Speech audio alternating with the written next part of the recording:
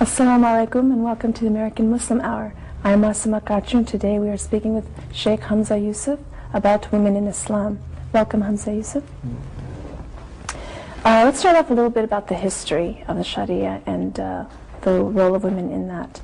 In the 7th century Arabia, the Sharia or Islamic law was established to protect women's rights in the fields of freedom of belief, property, lineage, and honor, for example. If that was its purpose, why today is Islam seen as oppressive to women?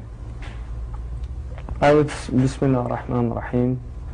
I would say first and foremost that the Sharia is not something that came in the 7th century. The principles upon which the Sharia is based came in the 7th century, but the actual sacred law of Islam is a human endeavor. It took about 300 years to formulate, and much of it is based on humans' attempt at understanding revelation. And so you have always, when you're dealing with religious tradition, you are dealing with human attempts at understanding God's intent through a book or a revelation, like the Christians attempting to understand what God intended for them through the Bible. The Muslims have the same historical situation in attempting to understand what God intended for them through the Quran. So the actual laws that were given to the Prophet ﷺ in the 7th century there are not that many. And a lot of Muslims are unaware of that. The majority of the legal verses in the Quran, of which there are only about 500 out of 6,000, over 6,600 verses in the Quran, only about 500 deal with legal situations.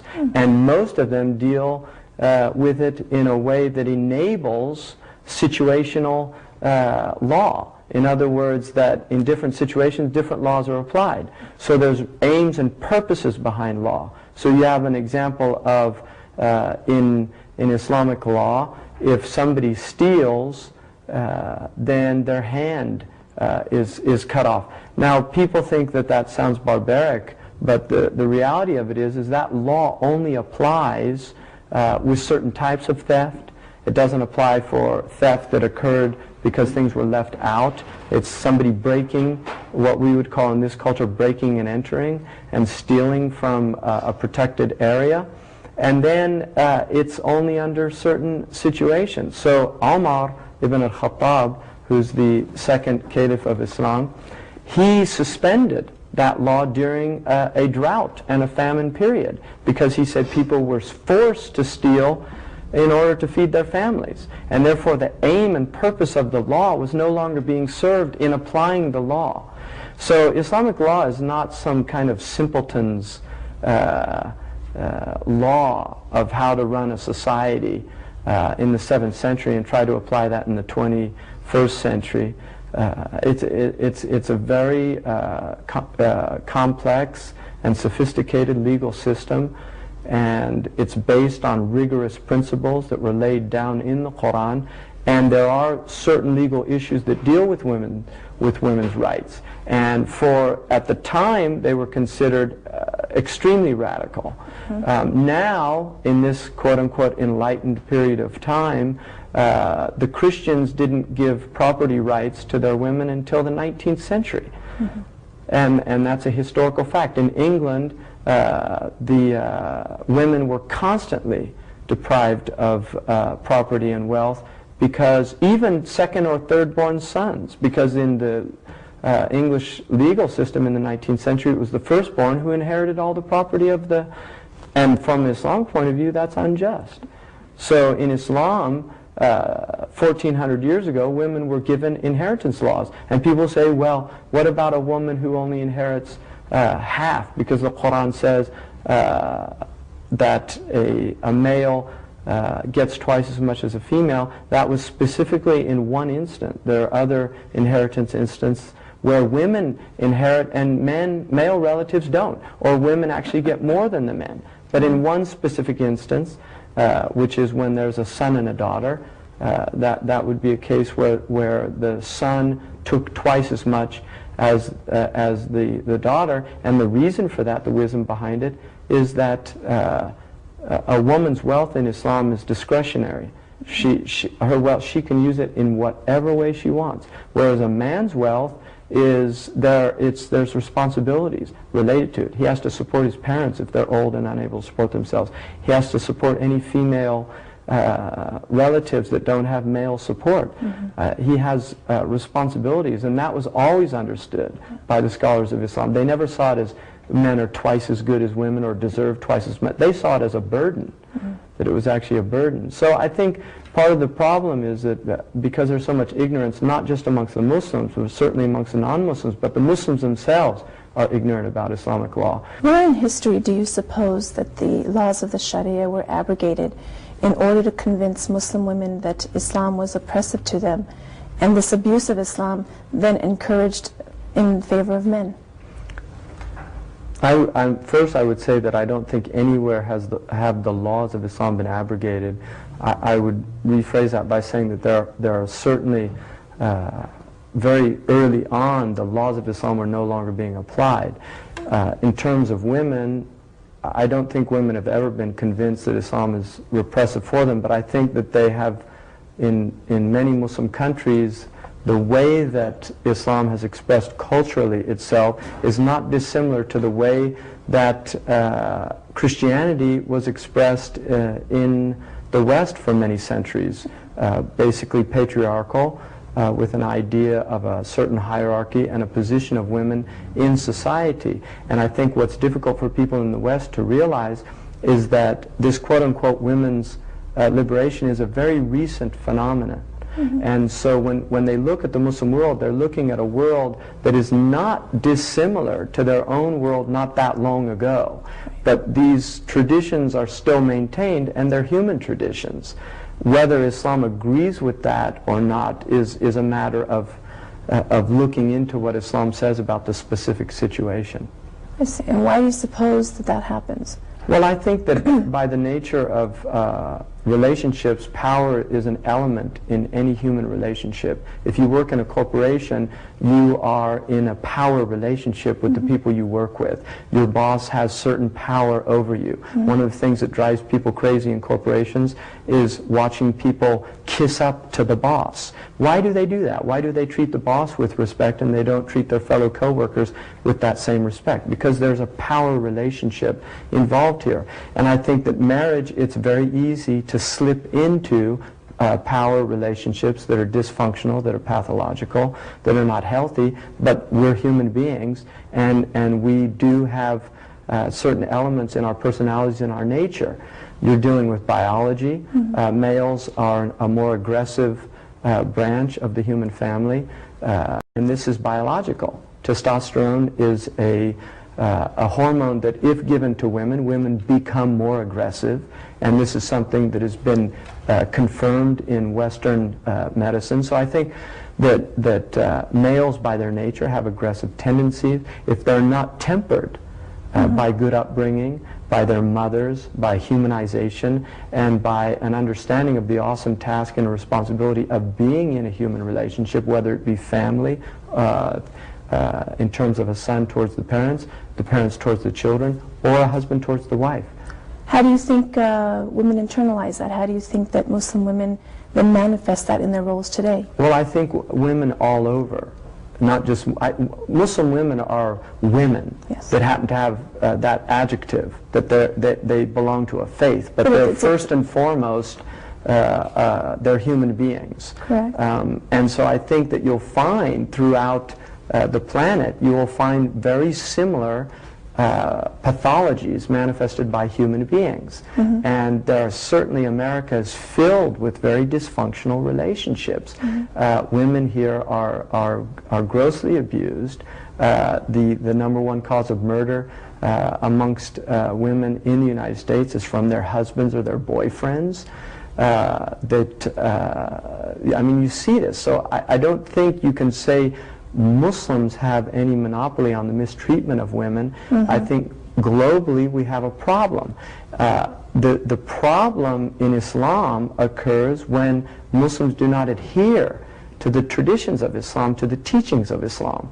And vice versa, when they do adhere, you will see, in fact, extraordinary harmony occur in the human relationships, because very clear guidelines have been given in terms of gender relationships. So you're saying that Muslims have themselves to blame in a way that... First and foremost, yes. Absolutely. I mean, I think that what happens, because human beings, by nature we have certain flaws in our thinking, and that's why logic was traditionally taught as an actual science in order to redress flaws. One of the flaws of people is cause and effect. People will often mistake, because they see certain effects, they'll mistake the cause. It's difficult to determine real cause. Now what will happen if you look at the Muslim world, as a non-Muslim, when they look at the Muslim world and they see the dysfunctional nature of Muslim societies, they assume the cause is Islam. Correct. Whereas for a Muslim looking at the Muslim world and understanding his religion, he knows, in fact, the cause is the abandonment of Islam. It's the fact that these people are no longer practicing Islam. And so that's the important thing, is to understand that, you know, the Arabs have a beautiful principle in the science of bayan, which is one of the sciences of language. They say, al-hukmu ala shay'in far'un an tasawwurihi, that before we can judge a thing, we have to understand it in all of its variables. And we're filled with a world of prejudice. People are constantly prejudging. The average American will make remarks about Islam. They'll think that they're liberal, humanistic, unbiased, unprejudiced, and yet you ask them what they think of Islam. Oh, that's a stupid religion, it's a backward religion, it's oppressive to women. Have they ever read the Quran? No. Have they ever read a tradition of the Prophet Muhammad? No. So what are they basing that on? They're basing it on just observing Muslim societies. Well, if we observe Christian societies, have we seen turn the other cheek applied in the West in the last 2,000 years? Was turn the other cheek applied in Iraq? Right? The biblical foundation of the Torah, according to Rabbi Hillel, who's one of the greatest Jewish rabbis, is that the entire message of the Torah, which is the Jewish book, is love God and love thy neighbor as thyself. Do we see the Jews practicing that towards their Palestinian neighbors? Does that mean that the Torah is invalid as a book because of what the Jews are doing? Does that mean the gospel is invalid as a book because of what the Christians are doing? But unfortunately, people apply logic outside of themselves that they like, and then they refuse to apply it on their own selves. Let's talk a little bit about your analogy of mercy and justice. You discussed that you see mercy characteristic to women and justice more characteristic or symbolic of men. Can you expand on that? Well, I think if you look in the world, you will find that this is one of the paradoxes of the world, the dilemmas of the world, is on the one hand we honor virtue as a religious virtue, and on the other hand we honor justice as a moral virtue. If we look at mercy as a religious virtue, it's very difficult for us to have justice when we bring mercy into. As some say, like Shakespeare, that mercy must temper justice. In other words, be just, but have that mercy temper the justice to prevent it from becoming harm or becoming a harshness. In the Christian world, mercy is at the root of the Christian message, this idea of mercy. I think in Islam, the woman is the embodiment of mercy. The word in Arabic for mercy, rahmah, is derived from the word for womb. And so the understanding of the Muslims have always been that the source of mercy in the world is the womb. It is the womb. It's the blood bonds that bond us as Adamic people, that we're from Bani Adam, we're children of Adam, and therefore we should have compassion for all human beings, irrespective of their race, their creed, their color. And at the same time, we need to have justice in the world in order for for things to work in the marketplace. So my cosmological understanding in Islam is that a woman represents symbolically the virtue of justice in the world, and the man represents of mercy, and the man represents justice. And these are the two hands that God has given human beings, the left and the right hand, and they're to work together. This is how things are done in the world. So the relationship between men and women is a relationship that's complementary. It's not an equal relationship, and I think this is where people have a real problem, because equality is a mathematical concept. You don't find equality in the world. You find equality in mathematics. But as far as worship in Allah, equality is the same in His eyes as far as... No, there's no equality in worship, and I'll give you an example. Two people pray. One of them is sincere in his prayers and the other's not, but outwardly they looked exactly the same. They're not equal. I'm and the Quran, for instance, says, are they equal? Those who know and those who don't know. They're not equal. We're not living in a world of equality, and I think this is one of the modern misconceptions of the world, this lie to try to create this so-called egalitarian society. There has never on this planet been an egalitarian society. Human beings are not equal. They're not equal in talent and gifts. The only place where they are equal is before the law. That is the only place. If a rich man and a poor man come before a judge, that judge has to treat them the same before the law. If a male or a female comes before a judge, that man must treat them equal before the law. In terms of actual real experience in the world, you will not find equality. It's a myth. But in terms of seeking Allah's reward between a man and a woman, that they have the same potential. Yes, correct? Absolutely. In fact, really, it's unfair, because women have an easier route to gain God's grace according to the Islamic tradition. How so? Well, for instance, according to the Prophet Muhammad, a woman came to him and complained. She said, we see men go out and struggle in the way of God, defending the lands of Islam. We see them, they have more money than we do, and they give charity.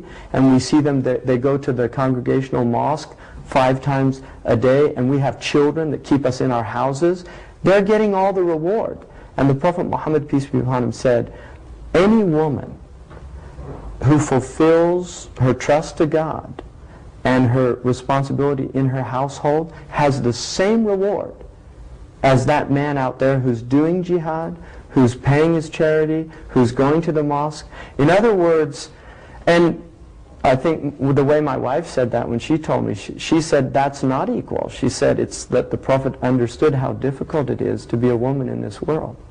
Because even though we feel that women may feel that they are fulfilling their purposes at home, they may feel they have another purpose of doing good for the ummah in terms of being out in the public eye for those reasons. The greatest good that a mother can do for not just the ummah of Islam, but for humanity, is to raise a human being.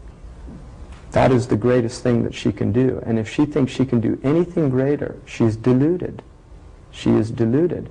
Now, not every woman is a mother, and there's certainly many, many things that women can do. But if a woman has a child, once she's committed to that and has a child, if she abandons that responsibility in pursuit of some empty career or some idea of making her mark on the world, she has completely misunderstood the great importance and the great responsibility that she has been given by God, in that the fruit of her womb is before her, and she will be asked.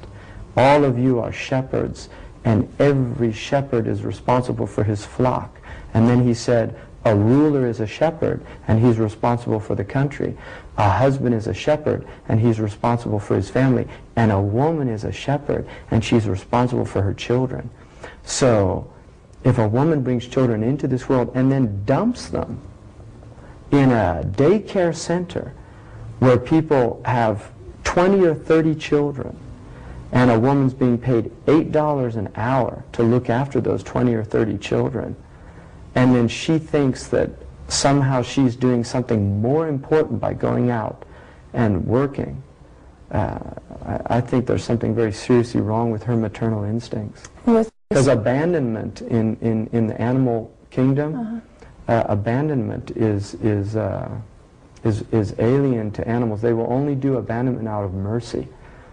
They will abandon an animal out of mercy. They won't abandon if the animal is well. With respect to your response to that, what if that is a woman's only means of livelihood? And that's another situation. You see, you can't, yeah. I mean, Islam is not, again, it's not a simpleton's religion. If a woman has no other source of income and she's forced to do certain things, then she's forced to do them. And that, the shame is on the men.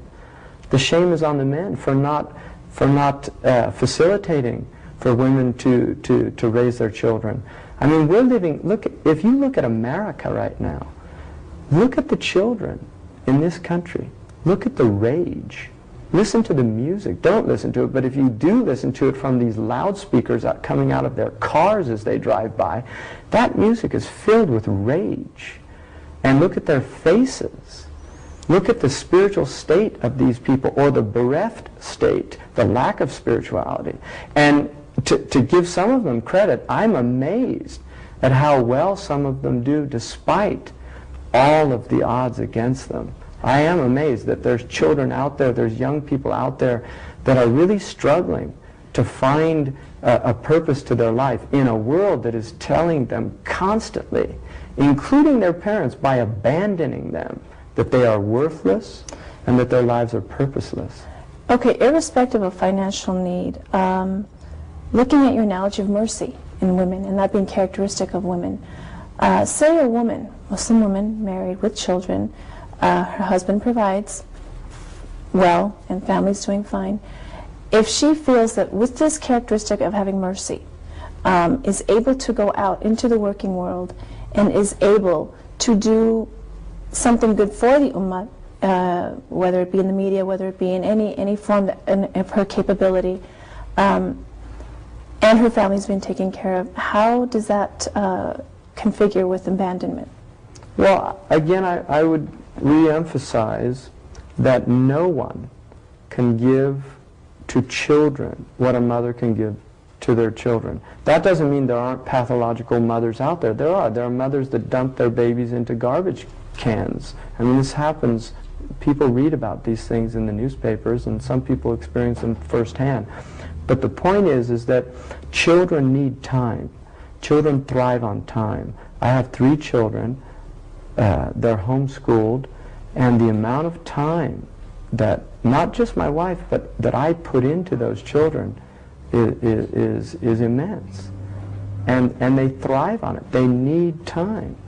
And parents now spend 5 or 10 minutes with their children in a day. And you cannot do that to a child. You will kill that child's soul. And they'll end up spending the rest of their life seeking that love in pathological ways from other people. They'll end up spending it by trying to be superficial beings that only think that their worth in the world is physical, like so many of the women out there. Why are all these women getting plastic surgery to rearrange their faces? Why are they out there jogging in the streets trying to keep up with some image of the body that has been presented to them by a mainstream media that has essentially at its root a desire to sell them things, to sell them cosmetics, to sell them clothes that quote-unquote look sexy, to sell them toothpaste that's going to make them more presentable. I mean, this is what's happening out there. People are in a very, if you look out at the world right now, look out there, look at the state of human beings right now. So many of these women that I see out there do not look well. They do not look well to me. And I think part of it is because their souls are telling them that they're not well, because they're not doing what they're supposed to be doing. And if you don't do what you're supposed to do in this world, your soul will let you know from every which way, and it will be painful.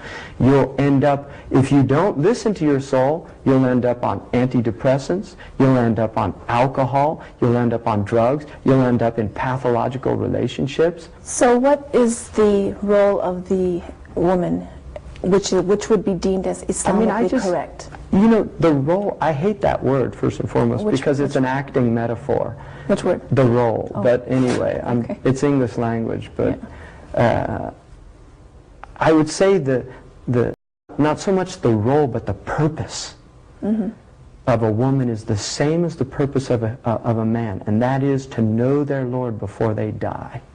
And that is why they were created. And everything else is incidental.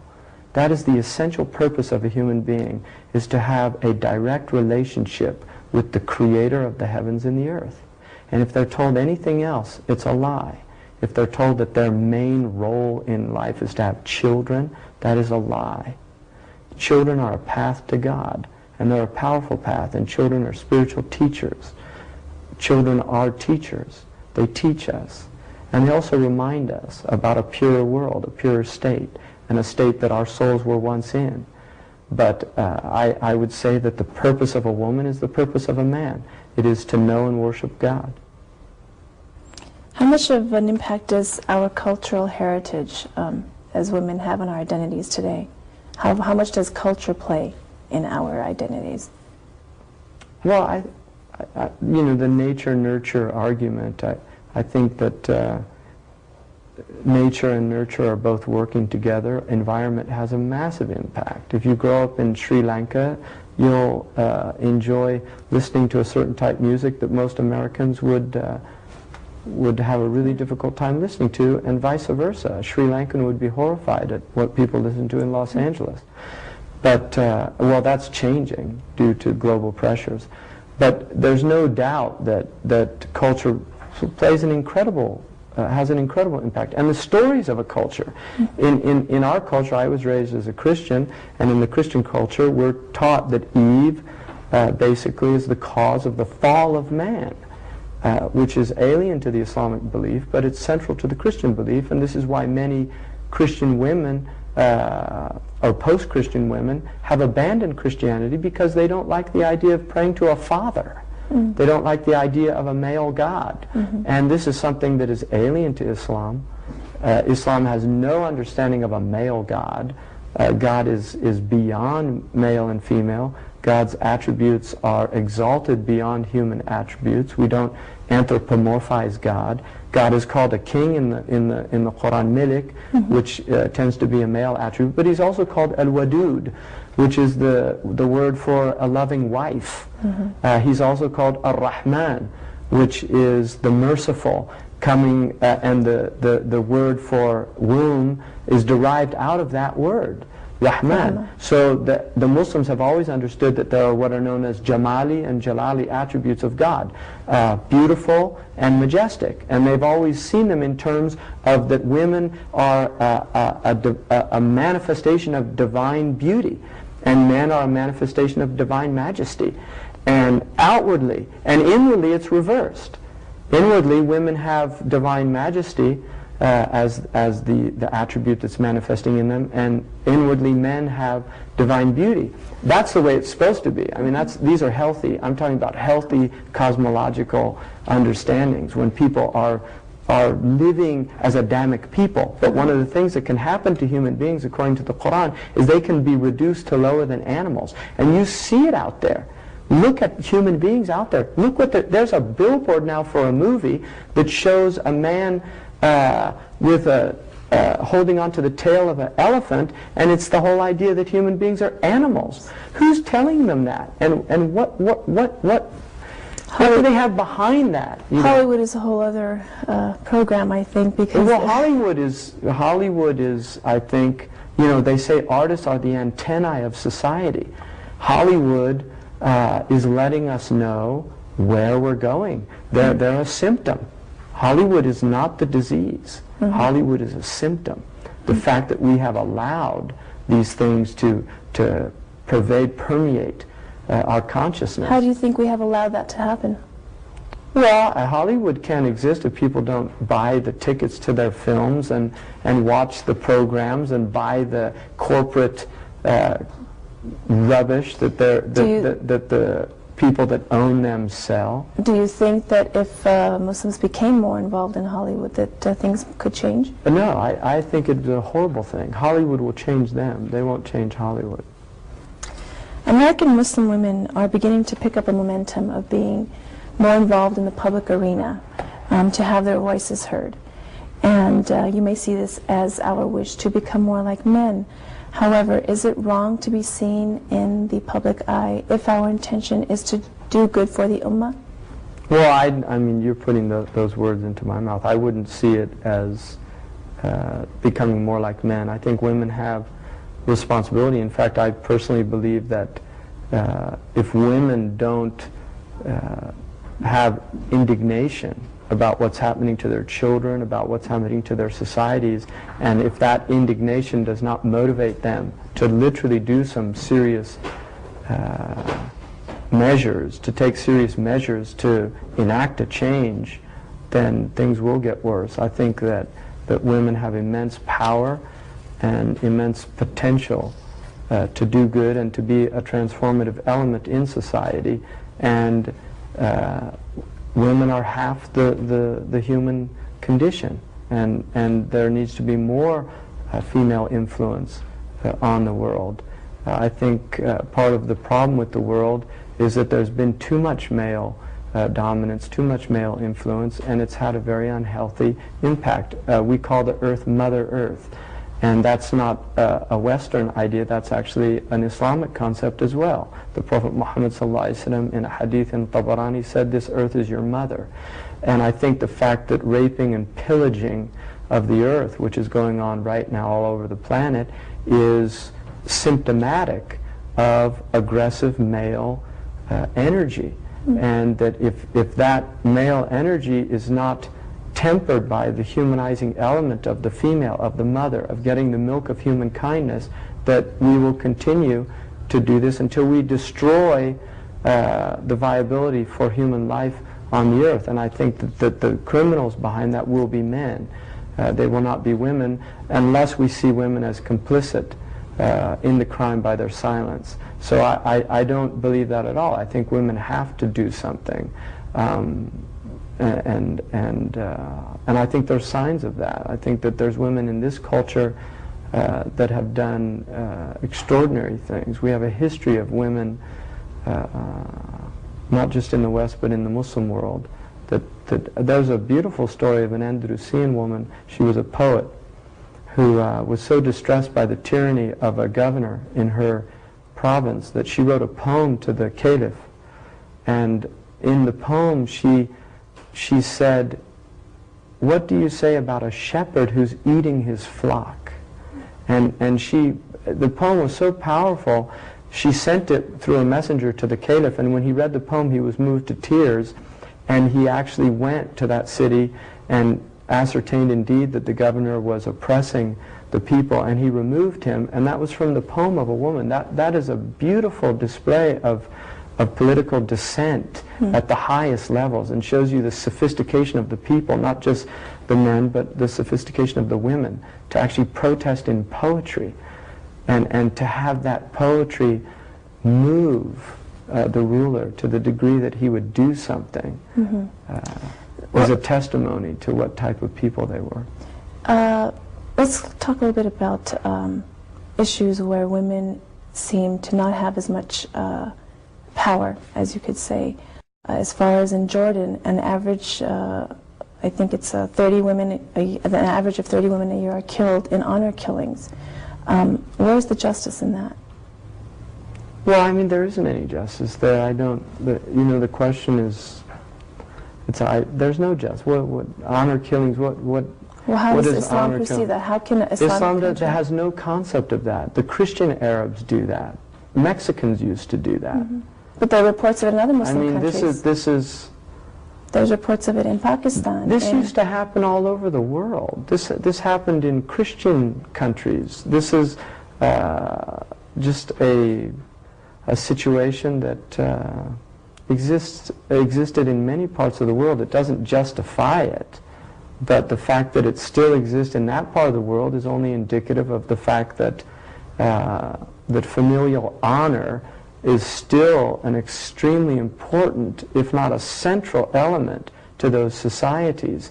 And a woman's chastity is still considered something that is at the essence of the honor of a family, as well as the chastity of a male, but because it tends to be a patriarchal culture, and because of the fact that women, when they lose their virginity, there are generally physical signs of it, and certainly pregnancy can occur, whereas with a man is more veiled than a woman in that situation, but in no way does it mean that a man who commits fornication or adultery is any less condemnable than a woman. They're both terrible breaches of divine comportment.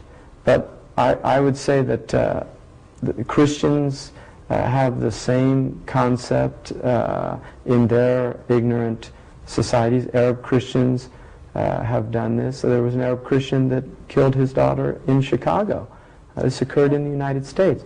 It's a very sick thing to do. I find somebody would have to be a really sick human being to be able to kill their own progeny. But in America, there's been over 20 million abortions. And the only difference in America is that they say, well, these are unborn. You know, so I think before Americans start pointing the finger at 30 honor killings in Jordan, let's look at 20 million babies that have been killed in America. Right? Really? I mean, America is it's a culture of amazing paradox.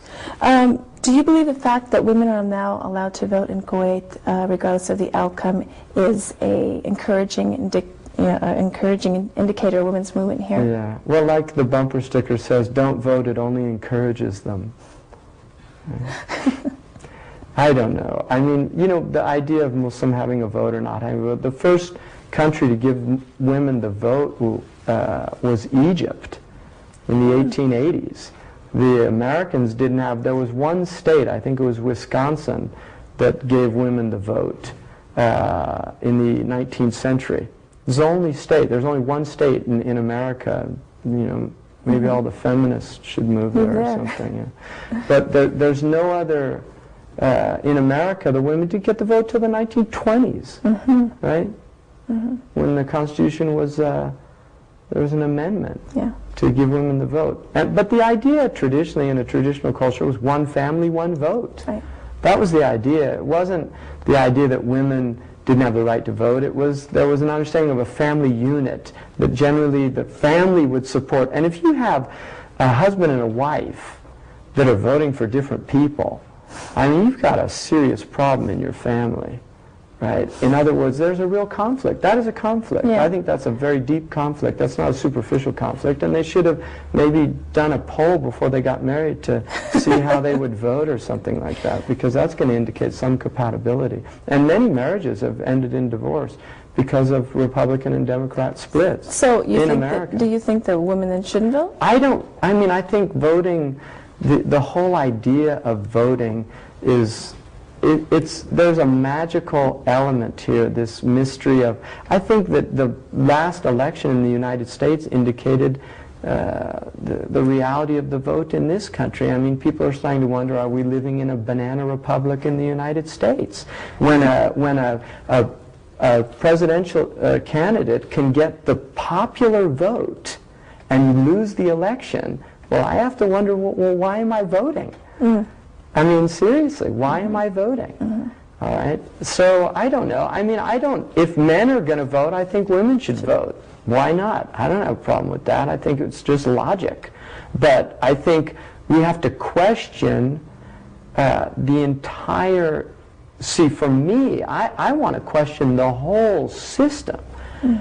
I mean, federalism is a very strange form of government. I think to have Washington, D.C. dictating how Irvine should run their local, I think people locally should decide their own. People say, well, that's anarchy. So power should be into the local community definitely. and not into... I mean, I'm a libertarian when it comes to that type position. You know, just let people locally decide what they need to do. If people locally want to have prayers in school, why can't they have prayers in school? If you've got a 100% Christian community in Idaho, why should the federal government tell them they can't pray 5 minutes before they start their classes?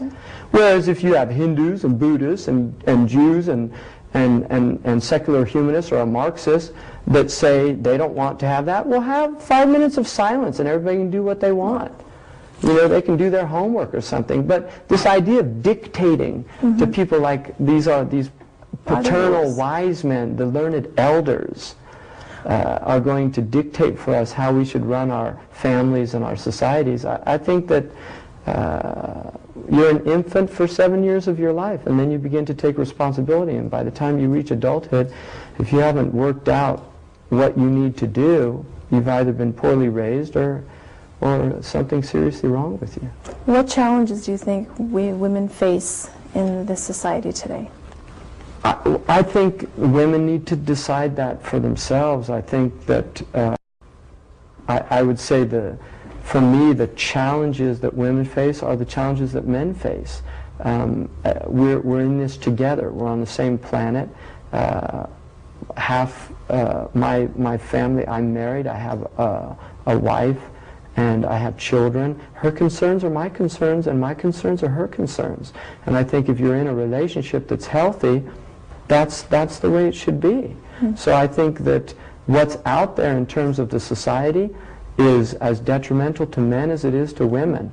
I really believe that. I think that men are up against as much difficulty in trying to be human in this world as women, if not more. If not more. Okay, well, we appreciate you being with us this hour, and thank you very much. Thank you.